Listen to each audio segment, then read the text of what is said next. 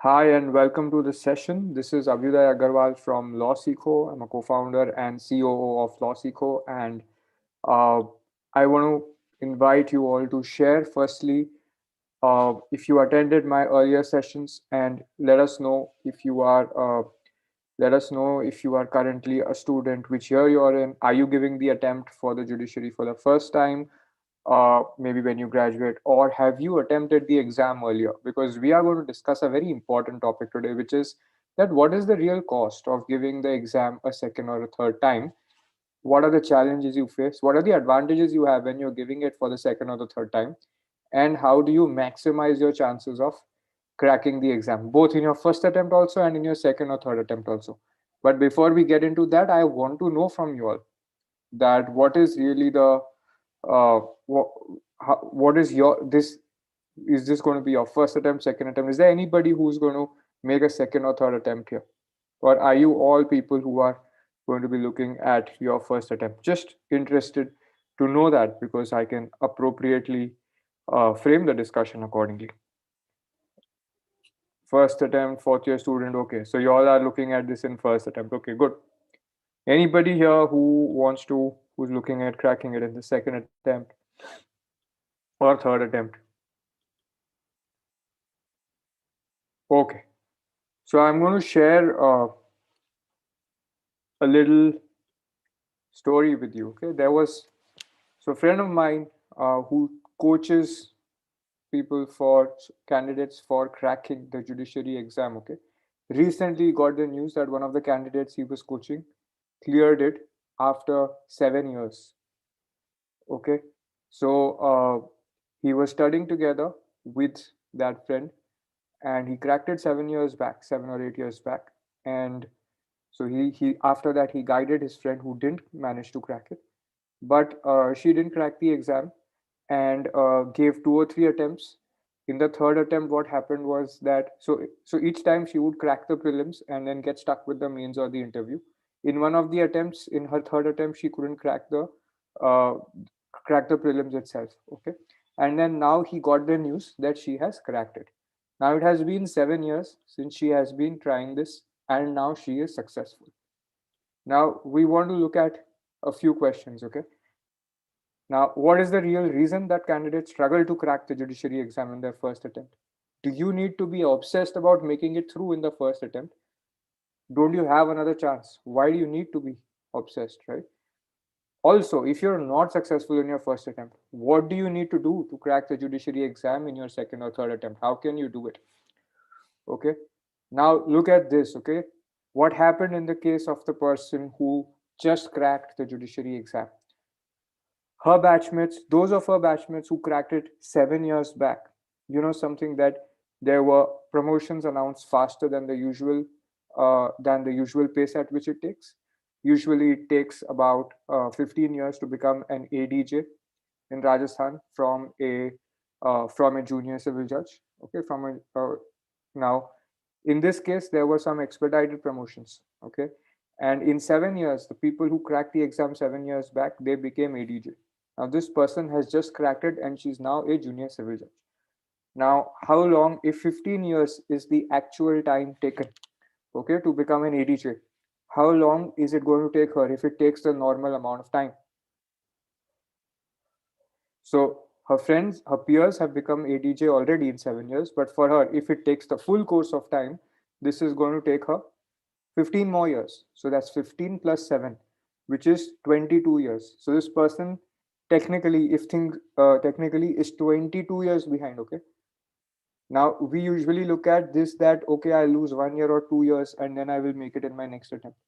But sometimes the difference can be this, that whether you retire in the end as an ADJ or a high court judge will depend on this, that when you crack your exam. Okay, so there can be far reaching implications of when you crack it. I am not discouraging you from giving your exam a second, third, or a fourth attempt if you fail to crack it, but I'm just saying that if you're looking at it realistically, these are the far reaching consequences. Okay, so one of your goals could be to crack it as early as possible in your first attempt, and the other thing to know about is what are the what is your situation going to be? So if you fail to crack it in the first attempt, then what is going to be your advantage in your second attempt, and what are the additional challenges that you will need to deal with, right? That will be important to know. So let's see. What are the advantages for those? First, let's look at the advantages. Then we will look at the disadvantages, because I don't want to go about just saying, these are the negatives. I want you to also know what are the advantages. By chance, let's say you worked hard and you are not able to crack the exam. So what's going to be in your favor the second attempt? You would have had familiarity, okay, with the syllabus. You would have studied the syllabus earlier. You'd have walked the journey, although unsuccessfully, but you'd have walked the journey. So you would not feel that this is alien territory. You would have sat in the exam once, so you would have also known that you would have also known. One second. You can view my PPT clearly, right? Okay. So you'd have also known the syllabi. You would have been familiar with the exam pressure situation. That kind of familiarity will be there. Okay. Then you would automatically, after not having cracked the first time, you would have a far more seriousness, because you know how difficult that the road is strict, tight. You know that there's not much of a window. You just got one more year to give it everything and crack it. Okay, so you will automatically be more conscious, and maybe you'll be more serious, but the consciousness is going to be at a higher level. Okay, these are going to be some of your advantages: familiarity basically, and the consciousness, and then also knowing that a lot more is at stake now, because you will not have too many backup options after this, like too many more attempts to give. So you may need to pursue other careers or figure out something else if it fails now. So that way you will be more conscious. Now let's look at what are the costs, or what is the situation going to be for you. What are the negatives? What are the challenges that you will face when you're giving a second or a third attempt? One by one, let's go through those. One big issue is going to be lack of motivation and energy. Okay, whether you studied in the right direction or not, whether you even, but in the end, if you didn't crack the exam, any student, any candidate is going to face a sense of failure, because they would have definitely worked hard. Okay, if you worked hard but you didn't crack it, you will feel that there has been some kind of failure. There's going to be lack of motivation. The excitement that you have when you're deciding to crack an exam, because the syllabus is new, things are new, you're motivated, it's a fresh start. All of that will be difficult to find. In fact, you may feel demotivated, you may not feel energetic. Okay, and you will have this question ringing in your head again and again, that if I couldn't crack it in the first time, then what makes it different for me now? How am I going to be in a position to crack it now if I gave 3-4 years or 2 years to study and couldn't crack it then? For some of you, it will be like, I gave it 1 year to study, so I couldn't crack it. Let me give one more year. Okay, that also could be there. But what's going to be different in that year? That is something that you will need to plan. How will you ensure that the entire gap that was there in your first attempt, that's going to be identified and covered? So if you want, you will have to deal with that. Okay, there's going to be a feeling of boredom, because even if you crack the prelims, but say you couldn't crack the mains, it's not that you're going to reattempt the mains. You will have to attempt the prelims again. So the same competition comes back again the next year. Okay, so you will have to study all over again, and some parts may be repetitive while other parts may be new. Okay, so there is an experience of monotony over there, and also there can be repulsion that I don't want to keep doing this again and again. For those of you who start studying early, there's going to be much less time to prepare in comparison to, because after your first attempt, between your first and second attempt, there may be a gap of a year. Okay, if vacancies are released. If vacancies are not released, then you may look at another state also to give the exam. Now, that's going to give you 1 year's time to prepare in comparison to what you have if you start studying in your first, second, third year, or fourth year also, right? So now you're going to really deal with the question that now, how can I prepare faster and more effectively despite having less time to prepare? Another issue that you will be dealing with is you will frequently want to explore backups, because see, that all these things add up. Okay, so there will be lack of motivation, boredom, all of that will add up. You will want to do something on the side. The fear of what happens if I fail again will also be there. So what this adds up to is that you want to create some backups. Okay, let me do some part-time work. If it doesn't happen again, if I am not able to crack it in the second attempt, then I should at least have some backup. So let me start working with a senior.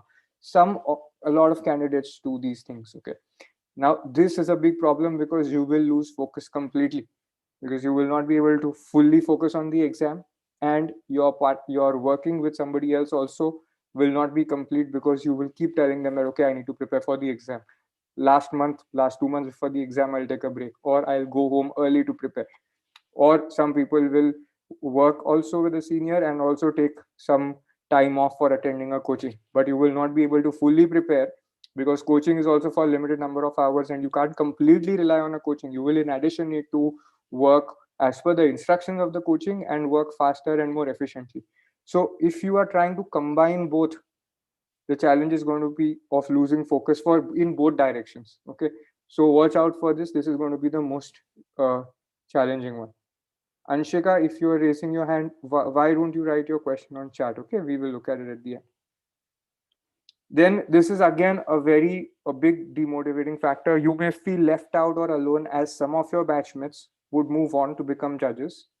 Some of them may pursue other career options. Someone will start working with a senior lawyer. Someone else may apply to a firm or start working in an LPO or work in a company, or at least start exploring those jobs. So you may feel that you do not have people to share the journey with, and that other people have moved on, whereas you're still stuck where you are in your career. So this can be a very challenging this is another problem. Then what else will be that a lot of students face a sense of responsibility, but it kind of gets negative, because you're feeling like, I have studied for 5 years, the idea was to work and get a good job, and now despite having studied for 5 years, I have not cracked the exam, and now I'm a liability on my parents. That feeling also comes for a lot of people, and they fear the idea that why couldn't I kickstart my career now? Okay, now these don't act in your advantage. Okay, even if it doesn't matter whether these will actually hurt your preparation. So these costs you want to identify now. For those of you who are going to give your first attempt, remember that this is what is going to happen in your second or third attempt. So please focus most strongly on your first attempt. For those who are giving your second attempt, it will be helpful to relate with this feeling. Identify if you can relate with these, and also remember that most of these are distractions. They are not constructive emotions. Okay, there you may experience a subconscious pressure. Whether it is articulated or not differs from scenario to scenario. Your parents may also be very supportive, but you may on your own feel that I must do something productive with my career, with my educational qualifications ASAP. I should not wait any further. This will keep going on, but you can't give the judiciary exam in a month or two. You will have to again wait it out for the whole year, wait for the notifications, prepare, and then give the exam. Now, if somebody is looking at economics, then there will be some living costs that somebody else will have to bear for you. Somebody else may need to sponsor you, right? So now you may say that I will stay with my parents, so my food costs and living costs are going to be minimal. But the point is that think about the cost of really living your life. If you were to step out into a city where you work, then what would your living costs be? Okay, now that's the cost that you're escaping that by staying with your parents, but that is really what is the cost that you would need to incur, and you don't have the finances to live your life at the moment. Opportunity cost of doing something else. If in that 1 year you were doing either being a judge or doing a job or practicing, okay, that cost is there for that whole 1 year. Basically the cost of losing 1 year of your career, right? So now these are some of the costs these are measurable, quantifiable. Some are measurable in monetary terms, some are measurable in emotional terms, right? Like there would be feeling of liability, responsibility, guilt, feeling left out, feeling alone. All of that is going to come up. Okay, now let's look at a few ideas on how can you focus on getting it right in your second and third attempt. Is my volume audible? Is my volume high enough? You all can hear me, right? Let me just check if I can change the mic. Okay, sorry, there's a problem. I configured the wrong mic. Okay, so how do you get it right in your first sorry, in your second or third attempt. For those of you, if you're facing the situation, this will be important. For those of you who are not facing the situation, you got to focus everything on getting your first attempt, make on cracking it in your first attempt. But also know this part, that if by chance it doesn't happen, this is what my situation is going to be, and this is what I will have to do. Okay, so you want to still prepare for that idea. You need to be familiar with the space you will experience. What's that space going to be? So if you don't make it, okay, the hardest part is going to be for you to identify what went wrong. What was the real gap? Now, given that the syllabus is vast and questions are selected based on, Shakti, you write your question, okay, on chat. Given that the syllabus is vast, you may not have known answers to one or few subjects. Now, it will not be very easy for you because you've completed your preparation. You've got your blind spots now. You don't exactly know what may have gone wrong and where, okay? It's not that I didn't know the answer to this question. That's obviously clear to you that you didn't know answers to some questions of the question paper. But what went wrong in the preparation phase and how can you fix that? Because in the next attempt, the same question will not be asked. Some other questions will be asked. So there would be something else which would have been the root cause. Maybe that you didn't prepare enough for specific subjects. Maybe that you did not practice essay writing for your mains. It could be, and there could be more variations. I'll come to those. But for most people, this is challenging. What do? They realize they didn't make it and they start studying with more hard work. And they say that, no, I'll work harder this time and will work. But that is not sufficient because unless you are clear about what went wrong, you will not be able to improve. So don't just simply start studying in the same way, okay? Because it is not going to help your chances the next time. So make sure you identify the mistakes. If needed, you speak to a coach or trainer or take some mocks to identify where you stand. Okay, I'm giving you a few examples of what could go wrong. Okay, a lot of students don't take help where they may have needed it. They don't implement suggestions of their coaching class. A lot of students exclusively rely at the pace of the coaching class. Now, coaching classes, let's say, are training hundreds of students. They will go at a particular pace, but you may realize that you need to go at a faster pace. In fact, you don't have coachings which are teaching you for 14 hours a day, 6 days a week, right? So what does that mean? That means that you can use the coaching class for, let's say, reinforcement of your learning, guidance, some hand-holding, maybe identifying your strategies. But there will be a lot of work that you will need to do on your own also. In that time, you may use the guidance of your coaching class, but invest that time to work. A lot of people don't do that. Okay. Then the other aspects of what may have gone wrong, if you've cleared prelims, but not the mains or the interview stage, you know that, so two ways to look at that. If you've not cleared the mains, essay writing, judgment writing, those could have been the areas of gap, okay, that you didn't practice them early enough and you didn't develop your skills around that. In the interview stage, what happens a lot of times is that the interview is really testing the substance of the person that you are. This is something that I've been saying, I said yesterday also. It's not about cosmetic surgery, about how you speak, how you present yourself. Of course, there should not be, you cannot make rookie mistakes in presentation. I mean, but there's only so much you can do to appear professional, right? Beyond that, everybody will do that. You can expect a huge proportion of the candidates to be, well-dressed, well-seated, polite, and all of that. But beyond that, what's going to count is the substance. Now, what happens if you've not worked on the substance? What happens if you're not familiar with the legal system and all you did was studying for the judiciary exams from your books? That's not going to work, right? That's not going to impress the recruiter. They're going to feel that this is a kid who's going to be a judge. What's he going to do tomorrow? Versus somebody who is familiar and appears mature in the interview, familiar with the legal system, theory, and a little bit of practical aspect. Okay, that's what is important then if it is for the interview stage. However, this is one of the clearest ways of understanding. If I cleared the prelims but not mains or interview, you still have a sense of what went wrong. Okay. In some cases, you will realize that you may have hurriedly studied in the last 6 months or 8 months, but you couldn't focus properly on every subject, couldn't give it the time it needed. You just kept on learning without giving enough tests to validate your learning. Okay. In these cases, if that happens, you will not be able to find out a clear gap. What is the gap? Which chapters to revise, which chapters to leave out? You will not be clear about that. Here, what happens is you have to do the entire preparation all over again. Okay, the gap itself is that you didn't complete the full syllabus properly.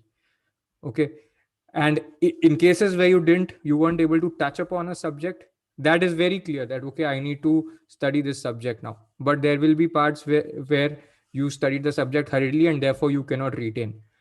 Okay, there may also be scenarios where you studied everything, but you couldn't remember which the answers to certain questions. That again is the same thing, that you will need to redo everything properly with a better system so that you don't make this mistake. Because if you had studied hurriedly in 6 to 8 months, now also you don't have a lot more time. You have 12 months at most. So in those 12 months, how will you ensure that the study is proper? It's not that you will again focus on cramming or self-study alone without testing yourself. Because if you don't take evidence of the fact that you've learned, this is going to again, you run the risk of running into the same problem. One more thing to identify is sometimes, we have our own blind spots. We have study habits that we don't recognize the pitfalls of. So one of the common study habits is that we read the 3 or 4 pages, complete a chapter, then we look at the assessment part in the chapter, we look at a question and we feel, we are familiar with this, and we move on. That makes us think that, okay, we have studied this. But when does it get tested? It will get tested when you actually write the answer. Now, that testing happens for the first time for a lot of candidates when they're giving either mocks, which is towards the end of their preparation, or in the real exam. You can't have that happen. It needs to happen at the time you did it. So whether you're doing self-study or with a coaching, you will need to at that moment write the answer, check it with the book, okay, and see how you can improve it. Now the thing is that you haven't had that kind of vast experience writing those answers. So it is possible that, one, your learning technique may have been incorrect. Second, you may not be able to identify how to add value. These are the areas where external guidance is needed. And also you must identify, if you're looking for external guidance, you must identify whether the source, the training, the coach you're going to, whether they're going to give you that kind of guidance. Because if they are not going to give you that guidance and they will only teach in the same college style, then again, it will not work. Also, you need to identify if you have some ability to extract that guidance at the time that you need it. Suppose somebody says, we'll cover this after 5 months. You can't wait till then, right? How do you get started with it earlier? So those things are important for you to identify for your second attempt. Then some of the other pitfalls are that people are spending too much time traveling to coaching and back. Okay. They think, they are accustomed only to classroom style of learning, and that leads them to, one is classroom style of learning is slower and a lot of time is spent in traveling back and forth. So that does not speed up your study. Okay. Another challenge that happens, this is frequent, okay, exam anxiety. So either you don't have enough practice, or even if you've got practice, your study wasn't proper, so you couldn't recall the exam, you couldn't recall the answers on the day of the exam. This happens. In some cases, you'll be able to identify that my preparation is weak in this subject. I just can't get a hang of procedural laws. I just can't get a hang of jurisprudence. Okay, that kind of identification can be there. Now it doesn't mean that you just have to study harder. I'll tell you why. Because if you look at 3 kinds of laws, okay, look at, for example, IPC, look at CRPC or Civil Procedure Code, and look at jurisprudence. Okay, the way in which the laws are framed is very different. IPC is substantive law, so you have to remember it is a conceptual thing. You can remember the substance of the offense, the ingredients. In procedure, it becomes dry and it's mostly sequential. Step 1, step 2, step 3, step 4. And if you can remember it like a movie, then it helps. Okay, but what does that mean? That means that I have to use a different way of learning for a procedural law. In jurisprudence, it is very technical, dry and technical. So it's not like a substantive law. It's not like a procedural law. It is completely different. Okay, and there is learning also involved. You have to remember names of jurists who propounded theories, right? So the way in which you learn each of these subjects is different. So if you just thought that, you're good with IPC, but bad with procedural laws, next time I learn it harder. But how will you learn it harder? You may not know that, right? You may not know how to go about learning it harder, because the way to learn procedural law is different, and the way to learn the learning technique for procedural law or jurisprudence will be different. Okay. The other problem that people may face is that they will not know the answers to application-based questions. So I have explained this earlier, that if you have one line also in a section saying that this act amounts, suppose you have the definition of theft, okay? So one line in a section, one provision itself, that can lead to, let's say, 5 different questions being asked. If it's a long provision with exceptions, explanations, and all of that, then there can be multiple, even more than that. So one question could be on which section says this. Another question could be on the ingredients of the concept. A third level of question could be on the application. This is what happened in this situation. This person took the other person's pen, borrowed it, and then didn't return. Is this theft or is this misappropriation? Okay. Now here you have to apply the concept. And when you're reading bare acts alone, your mind is reading it the way it is. It's not stretching it. It's not playing around with it like a jigsaw puzzle, right? If you could play around it with it like a jigsaw puzzle on your own for a section you had never read earlier, that will work. But we're not so well equipped to do this with new concepts we read from day one, right? So this is a challenge we face. This is where guidance can help. And this is what we want to recognize, that I read the bare act, but does it mean I'm ready to answer all the questions that can come? Okay, because if you start to bridge that, then your preparation starts to become stronger. Now I'm going to take a moment, and a lot of you have asked questions. So I'm going to deal with the questions first, okay? And then we'll come back to my presentation. So first, let me go to the chat box, and then I'll go to the Q&A panel. Okay, so Anshika asks, most of the students plan like, let's prepare for CLAT as well again, just to save a year. Maybe as it is always doubtful whether it's going to work in the very first attempt. So is it a good idea to prepare this way, or it should always be one choice? Also, does post-graduation really matter or create any difference? So Anshika, your entire question is based on having backups while you're preparing for the judiciary exam. Okay, the judiciary exam itself, when you're preparing, you will by default have this strategy: one favorite preferred state, then maybe 2 or 3 other states in which you will also attempt. Now, if your study plan, we create a study plan, but I'm giving you a tentative number. Minimum hours required to complete the study is 3,000 hours for one area, one state. If you add variations of multiple states or other competitive exams like CLAT LLM or UGC NET, which have similar syllabi or overlapping syllabi, you will end up expanding your total amount of time taken to 4,500 hours. Okay, 4,500 to 5,000 hours. Now the thing is that so be ready to spend that time. Second thing is that your CLAT LLM people usually give because they want to not waste that 1 year. But the LLM itself is not going to give you a job directly unless you crack the UGC NET or something. So your backup could be either teaching or being in practice or being in a job, public sector job or private sector job. Public sector job may require you to get good marks in your CLAT LLM, or there may be another test also. Okay, so this backup you can nurture, but it needs to start really early, otherwise you're going to get defocused. And if you're preparing for judiciary and doing an LLM on the side, it usually doesn't help because judiciary prep is entirely different. Okay, so it's just for people just try to console themselves by saying that I should not lose a year, I should have something to show in my CV, but it can work counterproductively because it may reduce your time available. Okay, because if you're imagine doing 3,000 hours in 1 year, it's really crazy. So 3,000 hours, if you're spending even 8-10 hours a day, will take about 1.5 2 years, 2 years with 10 hours a day at least. Okay, and with any backup you will have to ramp it up to 4,500-5,000 hours. So that's going to take time. Okay, so is that answering your question, Anshika? Okay, I'm now going to look at the question on the Q&A panel. What are good backup options? So I'm going to have a separate webinar on this, Yashi. Harsh is also asking how to create backups. I can give you a small tip or something at the moment that you can use. Good backup options for a judicial services aspirant could be litigation.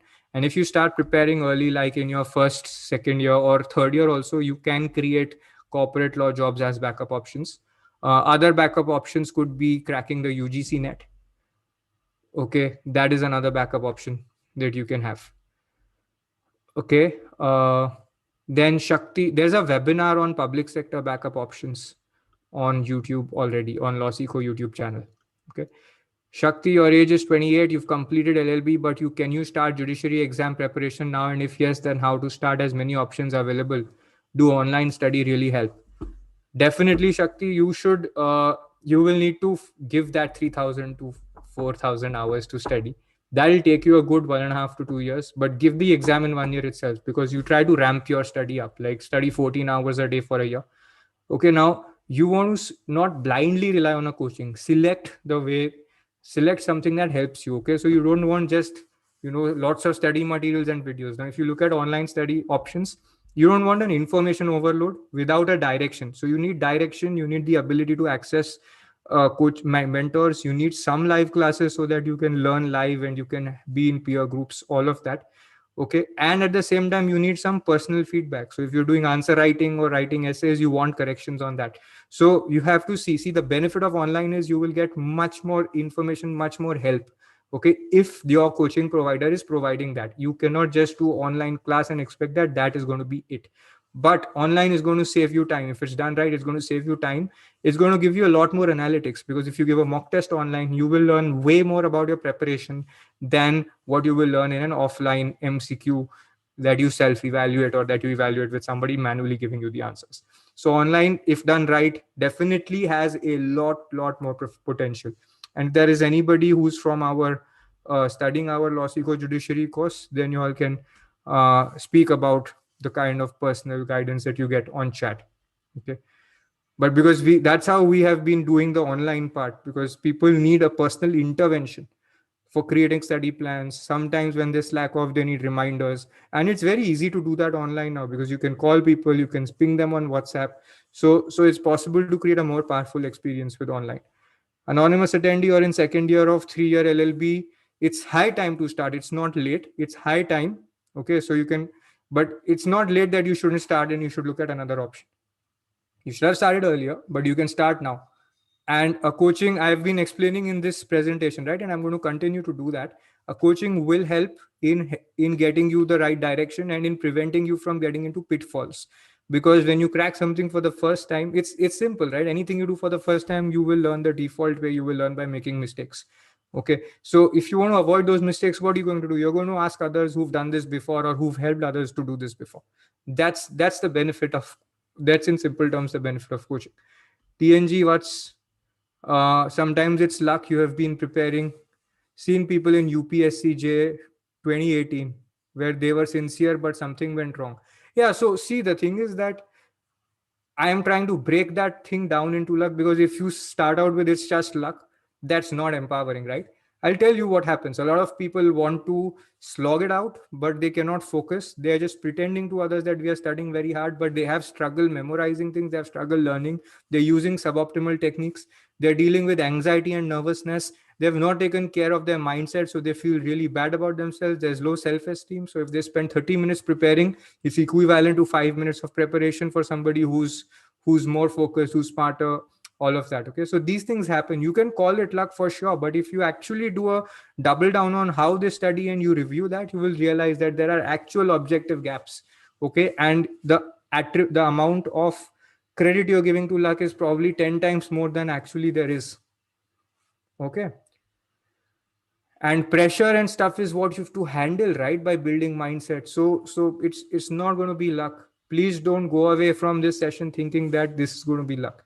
Luck is what you're saying for something that you can't objectively understand and define. But in a competitive exam, a lot of it is definable, very much definable. Okay, Yashashvi. So I answered Yashashvi that, what is the relevance of a coaching? Lilat, I'm going to discuss this at the end on how to prepare for coaching with a job, or how to prepare for judiciary with a job. How to start preparation on your own? Would going through college syllabus, barracks, and textbooks be enough to prepare? That would be a start. Okay, anonymous attendee, but whether it will be enough, check out my webinar yesterday. What happens is, I told you, right, 2-3 versions of when you're reading the Bare Act and the case law. You don't know whether you remember it. You don't know 5 different variations. You want to pull out some past year's papers and then check, okay, from 5 states, past 10 years, what were the questions that came from here? What are the 20 other types of questions that will come from here? So who's going to do that for you? Question is that. Okay, can you do that on your own? You need to duplicate 20 brains of yours and then keep doing it on your own to have the maximum effect in 1 unit of time. The problem is that, okay, when you're doing it on your own, 3,000 hours becomes 6,000 hours, because you have to, it's like this. If you want to do a workout for 1 hour, you can have a gym trainer who can train you. 1 hour a day you work out, it's done. If you're doing it on your own, you have to find a workout, you have to compile a workout, then you have to run a timer, then you have to print out the workout, then you have to switch your exercises, then for the next day you have to plan. You don't know if the second day's workout, how should it be in light of the first day's workout, how will it add up to more fitness in 7 days, how will it add up to more fitness in 30 days. Handle that. That's overload, right? Now if you this is happening for a 1 hour workout, can you imagine if you're doing a 14-hour per day judiciary preparation, what are the permutations in which it can go wrong? Okay, so definitely you will still need to do Bare Act, case law, textbooks, all of that you will need. In addition, the guidance can ensure that your preparation is laser sharp. Okay, so now let's move to the next part of this. Okay, so what do you need when you're cracking? Once you've identified that what went wrong, how do you go ahead? You will need far more discipline. And whether you're going for the attempt the first time or the second time, whether you're in second year of college or third year, okay, that level of discipline will be needed even now. Okay, in your second and third attempt, all the more so, because there is no other backup, no backing out, right? No cushion for you. So you will need to, I would highly recommend, and this should be important for your first attempt also, because your first attempt is your best attempt. Literally, it's going to be your opportunity to give your best shot. You have more time, you have more energy right now. Okay, so that's important for your first attempt. For your second attempt, you will definitely need more coaching urgently, because margin of error is lower, window of time left to prepare is lower, lack of motivation is also there. Okay, so you want to nullify all of that. So it's real. And then there is a likelihood that if you do a self diagnosis, it's like, you're doing your own diagnosis of your own failure. So there's a chance that you will miss your blind spots. So you want to improve on all those fronts in parallel, and you want to focus every unit of time on study. So you want to give this work to an expert so that they do the work to identify and guide you, and you do the work of studying, remembering, and learning. Okay, that is where the coaching will help. Putting all eggs in one basket, this I would say is critical for second and third attempt, because if you start to fizzle out, you should actually not be giving a second or third attempt. So my view is completely fully invest and focus on your second attempt or your third attempt, because there are absolutely nothing to rely on if you fail. So you want to give it everything you have. Later you can't say that I was also doing a part-time job, hence I couldn't clear it and all of that, because that won't work, right? Now, what are a few inputs that you can use? So see, if you're putting in 14 hours a day consistently, there's no time going to be left for anything. So you will need to put in the hours. You will need to create a study plan. In that study plan, there will be time when you attend coaching, online, offline, whichever way you do. You'll have to minimize traveling time. You will need to get ahead of the coaching also, because everybody will attend the coaching. So coachings will go for what, 2 hours, 3 hours a day. But you want to get ahead with self-study. You want to practice. You want guidance. You want practice assignments. You want to measure what's happening, how much you're progressing every day. So you want to put in the hours and make sure you make progress every day. Okay, now this is very important, which we don't do. A lot of us don't do this because the scope of this judiciary exam is tremendous. It is very easy to get overwhelmed, to lose track. And how do you break down 3,000 hours? I studied for 10 hours today. That's like what? Less than 1%, right? 30 hours is 1%. And this is 0.033%. Okay, so how do you acknowledge yourself for one day's work, right? So you want to keep that whole study plan intact, and you want to say that, okay, today I did this, I did a good job today, my work is done for the day, and I can celebrate or acknowledge the fact that I completed this. Now, this is very important, because for your brain, it's a signal that your agenda for the day is complete. It actually releases a hormone called dopamine, which is a reward hormone. It makes you feel happy and accomplished for the day. Okay, why most people can't do this is because they haven't broken down their study plan. As a result, sometimes they even scatter off in the day. And it's very simple. Even when I try to do too many things in a particular day, I may realize that after 4 hours, I'm scattered. If I try to focus on what I really need to do, then I can pull through for 12, 13 hours of work. So this is where having a coach who can help you create a coherent study plan and helps, because then all you have to do is focus and follow through. Okay, and then you can reward yourself every day that I did this, I'm happy. You can acknowledge yourself. You could listen to a song, you could watch an episode, you could do a workout, you can just relax, not do anything, you could talk to someone, you can talk to a sibling, parent, a friend, a loved one. Okay, so after that's over, that's how you can reward yourself. You can read a favorite book, inform everyone around that I am up to something really important in my life, this is really serious for me, I'm not going to be available for any of your social gatherings or parties or hangouts. And to avoid embarrassing yourself and to avoid embarrassing me and to avoid rejection, please don't ask me, don't invite me only. You all make your plans on your own. Assume that I'm not going to come and accordingly plan. Because if your family takes 2 vacations, your friends watch a movie every month, and if all of that is happening and you have to say no every time, it's going to be very hard. So it's best to take everyone together at once and say, look, for my next 1 year, this is the single most important goal in my life. Everything else stops. Okay. And this is not going to be like, this is not prison. Okay. This is going to be liberating for you, because you will have your environment supporting you after this. Okay. You cannot afford to. So I said that, right? You will feel demotivated. You may feel lack of energy. You may feel, if I couldn't do it last time, how will I do it now? Will just working hard be sufficient? What else will I need to put in? So that is where you're working on your health, working out, meditation, yoga, your mindset, affirmations, listening to affirmations, mirror work, making, writing, journaling. All of that will really help you here, because it will enable you to create your own emotional space every day. So you'll find that, you slide. Last night you did a great job, today you are feeling that 1 hour has passed, you've not been able to start work, and your emotional mental space keeps sliding down. Oh my god, I'm not able to do it today, I'm not able to do, yesterday was good but today I'm not able to do it. At that time, if you work on your health or mindset and your nutrition, you will be able to rise up again.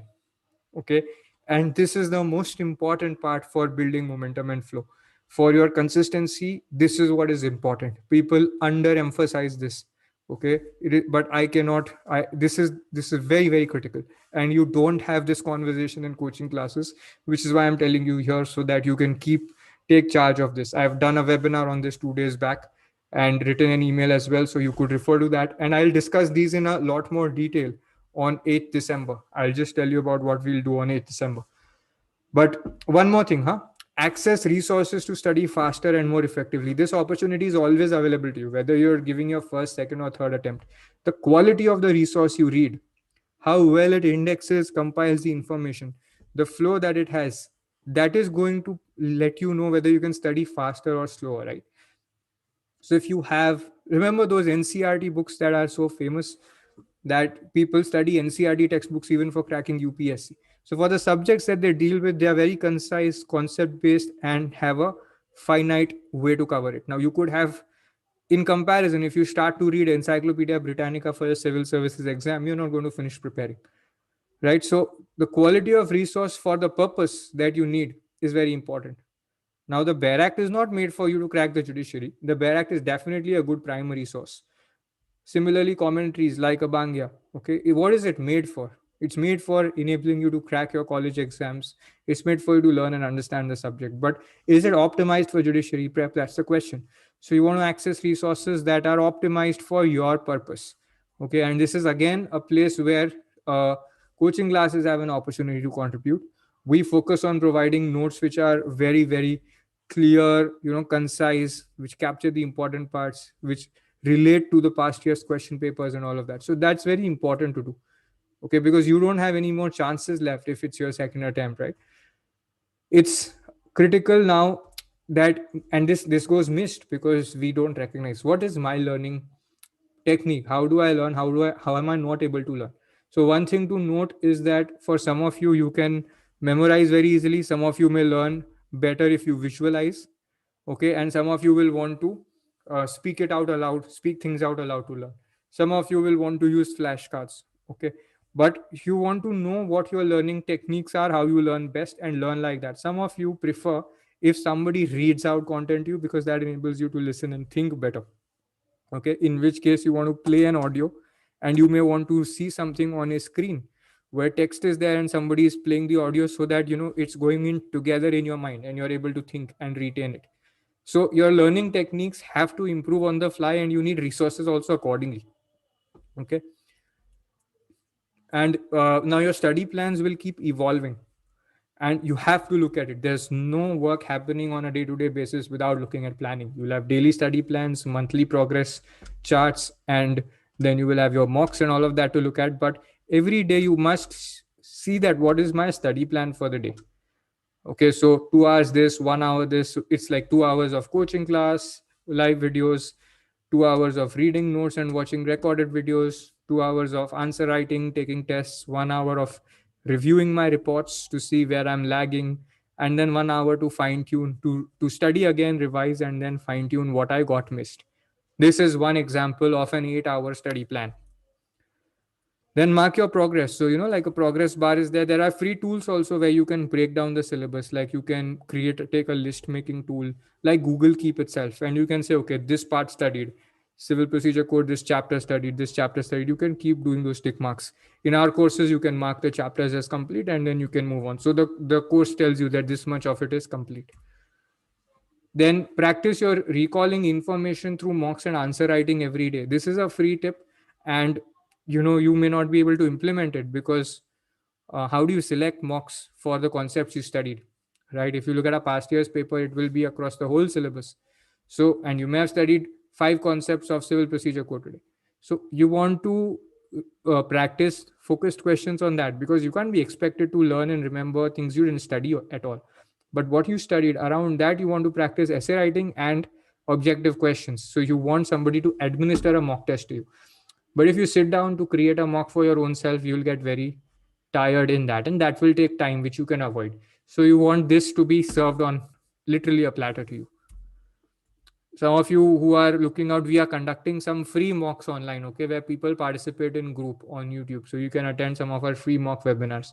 Inside the courses, what you have is like you have chapter wise, topic wise, and then subject wise mocks, because you want to practice retaining information in a variety of ways. I studied this today. Do I remember this? Now, after 1 month, I've completed the subject. Do I remember everything I learned in that subject? That's a subject wise mock. Now I have finished studying 5 subjects. Can I give a full length exam to just see how I can do this? Okay, because I have to now retain information from 5 different subjects. Here your coaching can help you if it's the right form of coaching. You have to check with the coaching class what kind of facilities they provide, because it's very easy to go off track. I give you the example of going to the gym. If you're working out for one day, even there with a trainer and without a trainer, there's a big difference in the complexity of the task. A lot of people who have a trainer, they're able to do this work because the trainer is able to push you and you're able to implement it. But if you try to do on your own, you're not able to follow the schedule. So that is the difference. Now, if that difference is there for 1 hour and it can lead to a big difference in people's physique, you can imagine that what can happen in 14 hours. How many different ways in which you can get distracted, or not even distracted, you're following the wrong habit or the wrong pattern or the wrong style of learning and you don't know it. Okay, sometimes people are not able to even diagnose their lack of motivation. It takes like 4 days to realize, oh my god, I'm not motivated. And now that's happening because I don't have direction, and I didn't have direction for the last 4 days. Okay, so that's 4 days of study lost, right? So this I've discussed that you will need to measure progress every day. Now, for those of you who are interested in discussing this further, this is a link, 𝗏𝗡𝗏.com /judiciary workshop. There's a free workshop I'm conducting on December 8th. It's a Tuesday, 6 to 9 p.m. on how 99% of judiciary aspirants sabotage their own preparation and how to do it right. What will we cover? We will cover how to go about creating your detailed study plan. What are the pitfalls to watch out for? Whether it's your first attempt, second attempt, third attempt, doesn't matter. We will also, for those of you who want to consider starting preparation in first year, second year, there are certain gaps that come up in should I start preparing now? Is this the right option for me? We will help you identify whether you can fully commit at that time or not. Okay, how to decide if you're really serious, what is the expanse of the syllabus. So what we are going to do is we're going to try to frame the whole scope, make it finite, identifiable rather than scattered.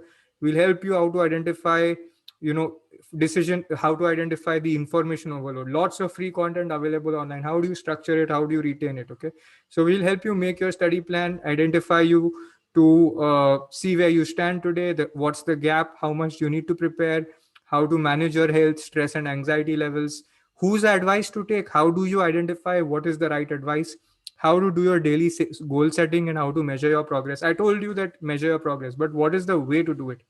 Okay, then some of you want to identify, will I benefit from coaching? How do I select an appropriate kind of coaching? When should I start preparing for prelims and mains? What's the best way to do that? How to prepare for general studies? Should I look at a local language? What are my backup options if I fail to crack the exam? So I touched upon that, but we will flesh it out in a lot more detail. Okay, then how to prepare a long-term roadmap for my judiciary preparation. For those of you who are interested in knowing, we'll also share how can you benefit from 𝗨𝗡𝗂 if you want our help in enabling you to stick to the plan and all of that. So this is a free workshop for 3 hours on December 8th. So you can register here for those who are interested.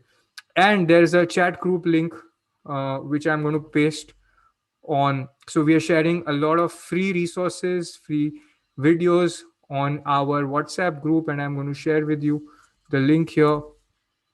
You can just click on it right now and join the group if you're not a part of it. Some of you may be a part of it, some of you may not. So just click on the group and join. And now I'm going to look at questions again. Is it necessary to go according to 8-hour plan, or is it possible in 5 hours? Sagar, it is possible. So you got to cover the number of hours. If it's 3,000, 4,000 hours just to cover the syllabus, and then there's mocks, revisions and all of that. If you want to do it in 5 hours, you got to start in second year, right? That is the whole deal. And this is where the plan allows you to do that. Also remember that 3,000 hours of quality learning is important. So random learning of 3,000 hours won't work, right? So 3,000 hours of optimized learning is important. You want to do something of 8 hours in 5 hours, start in second year and ensure you have the right guidance so that you're always doing it in structure. There are ways in which you can have long-term coaching. I know many coaching classes charge a lot for the whole study, but you know how we are training our students. They have access, if they take in the second year, they have access for 2 attempts. Okay, the second, third, fourth, fifth year, first attempt, second attempt. That's how it works. Okay, so that way, basically, if they decide that they want to study anyway, so instead of taking coaching in their 5th year just to save some money, they can spend that same money now and have access for more years. Okay, that is another way in which our students use this. All right, everybody. So now let me look at the Q&A panel. I've addressed the questions from the chat panel. Now let me just look at the Q&A panel. I'm going to exit the presentation. I'm also looking to know from you that what is your takeaway from the session today, from our conversation? What part of it can you implement? How many subjects to pick up for preparation? Harsh, you should pick up 2 subjects and general studies. Okay, where general studies is there. And for the 2 subjects that you're studying, you must do mains answer writing also, and you must do objective MCQ preparation. Then Pushdeep, can you explain your question? Leelat Goyal, you need to prepare along with a job, share some suggestions. So if you have a full-time job, well, and if this is going to be your first attempt, you will firstly need to start with coaching so that you don't stray. Secondly, you'll have to figure out how to literally extract time in your schedule. So there is a lot of time that is spent by people in unproductive moments in jobs, in lunch breaks, once they wake up, after their working hours. So there will be time you can squeeze in to prepare, and you will need to figure out how to get at least 6 hours, 7 hours to prepare, okay, alongside your job. Maybe you want to carry some books in your office so that when you don't have work, you can practice. I don't know whether your employer will encourage that though. So Lilat, yeah, that is the practical aspect of it. You may want to quit your job and focus fully on judiciary. Okay. And for those people who nurture a backup option, if you nurture a backup option, let's say like learning how to do contract drafting, okay, and you do that from second year, you are learning that and preparing for judiciary. So by chance, if it so happens that you are unable to crack the exam and 1 year you need to study extra after your fifth year, then in that year when you dropped out, you can do some freelance work and earn, let's say, 20,000, 30,000 by drafting 3 contracts in a month. Okay, now that gives you more flexibility than a job, because when you're doing freelancing, you can control your time and you can charge more for your time as compared to when you're doing a job. Okay, anonymous attendee, why don't you come to the session on 3rd or on 8th, 6 to 9 p.m. because there we'll break down. If you start in second year, third year, first year, fifth year, how many hours per day you need to study. We will also break down the components of study for on a daily basis. We'll show you the subject wise breakdowns. How do you study that? And it'll be a lot of value. It'll answer all these questions of yours. Okay, so on chat, guys, can you all tell me whether how you all are finding this useful or not? How many of you attended my webinar yesterday and day before? How many of you have implemented some of the ideas I discussed for your health, for your nutrition, for your mindset? I'm just very excited to know about that. So if you're implementing, have you started it? And what was your experience? What is it that you can implement from today? What is your takeaway today? So a lot of you, I didn't hear anybody say that, they are giving the judiciary exam a second or a third time. So what is your learning for your first attempt? What is your learning for your first attempt today?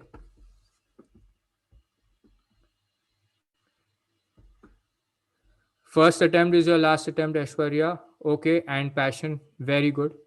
Super. Who else would like to share their learning? We're going to close in 2 minutes, but share your learning and then go, because this is a practice you want to do even when you study, because otherwise you miss the takeaways. So you will be practicing writing the answers so that you retain what you studied, and that helps in cracking the exam. I've got a new question, I think.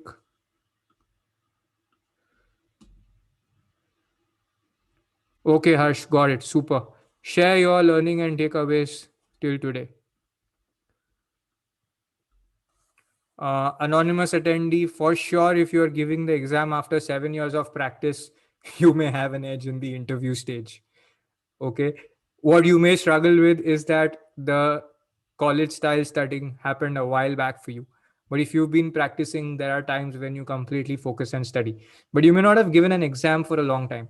So that will be new for you. But definitely in the interviews, you'll have an edge. It may be easier for you to pick up certain concepts faster for the means exam because you practice, so you can relate to the concepts better. Okay, that will be the easier part. I hope that answers your question. All right, so Adil, got your point, Adil. Akansha. Okay, great. So it was informative and reflected upon some point, okay, which oneself need to look for preparing for exams, okay. And yeah, so for the person who asked me how many subjects should you study at the same time, two subjects that require long-term work are general studies and your English language, okay. Those are the two. If you're giving any part of the paper in English, or English language will require work.